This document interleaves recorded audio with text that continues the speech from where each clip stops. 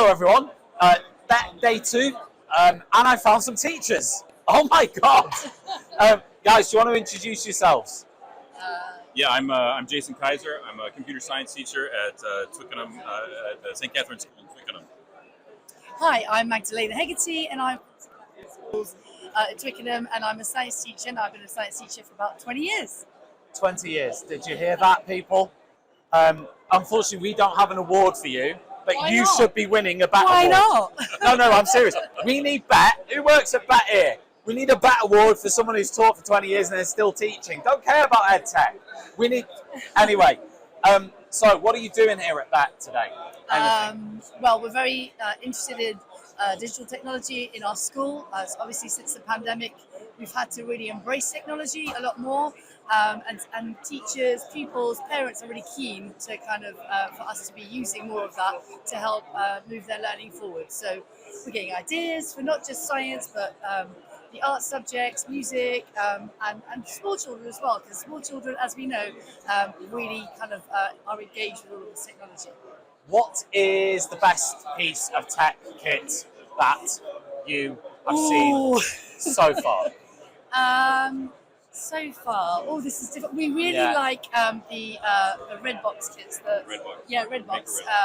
It's a company from Belgium, and they create activities where the kids make their own superheroes and villains, and it's an interactive game that uses IT, creativity, using cool things like 3D printers and lasers as well. Oh, that's cool. Yeah, Okay. I think hands down the Flux laser cutter is the best thing I've seen out here so far.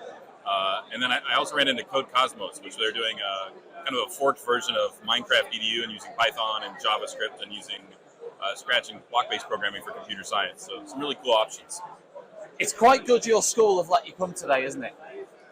Yes. Yeah, phenomenal. Yes. Yeah, like that's really good because I speak to a lot of. I think it's really good that a school sort of gives teachers the opportunity to go somewhere they want to go, that is going to be value for them to go to.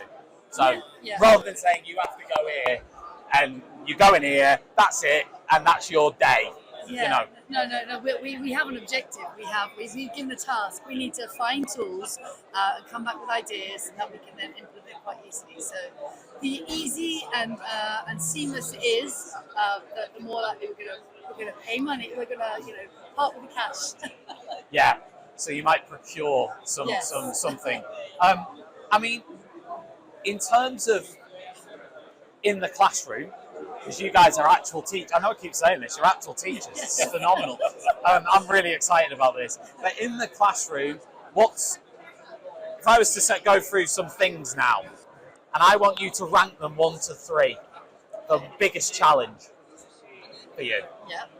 So I'm going to give you behaviour, I'm going to give you workload, and I'm going to give you pedagogy, as in teaching well. And I want you to rank those 3 things as the most challenging elements, with 1 being the most challenging. Behaviour, workload, pedagogy. At the moment. The most challenging, probably workload. Yeah, agreed. I'd love more time to implement these lovely tools properly, and just with the demands and pressures of teaching, there's sometimes physically not enough time to implement these amazing ideas. So that's the biggest challenge. Behaviour is not an issue, and what's the other one? Pedagogy.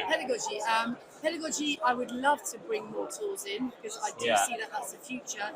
For things like diagnostic tools, there are loads of easy, lovely digital tools that will free up my time, which will let me know quicker where the kids are at, and then that will free up my teaching planning time, so I can really be more effective in what I'm giving the kids.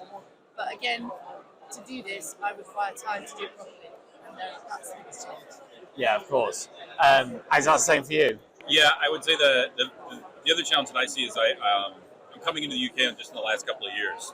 So transitioning into the national curriculum, I think that the pedagogy aspect is actually really huge.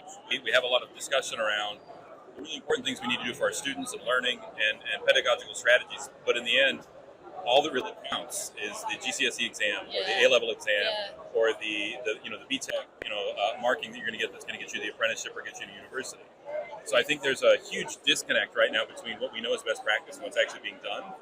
And as someone who's gotten to sit on both sides of that pedagogical fence, it pushes on your spirit. Yeah. You want to be able to do those better things, and yet there's these kind of hard lines of this is what we need to do. Have you used any AI yet? Oh, go on. You were going to say something else? I'd say the biggest question linked to what you were saying about curriculum. Does today's curriculum prepare the students for a digital world?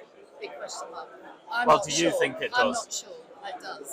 It limits it because we're still very much paper-based in the exam. Yeah. And so although we do all these fun things, it's like when they get to year 11 or 12, it's like, okay, let's close that down and let's go back to paper stuff, because ultimately they have to have exam technique to get that certificate to go on to the next aspects of their lives. But what sort of digital tools would you like? So, for example, getting them digital to type exam more. would be Digital great. exams. Well, I think My head teacher would be screaming right now if she heard that. No, but I agree with you. There should be more typing and less writing in schools. But I think that beyond just the actual typing, like, so if you look at the SAMR pedagogical model is what I always fall back to. Substitute, augment, modify, redefine.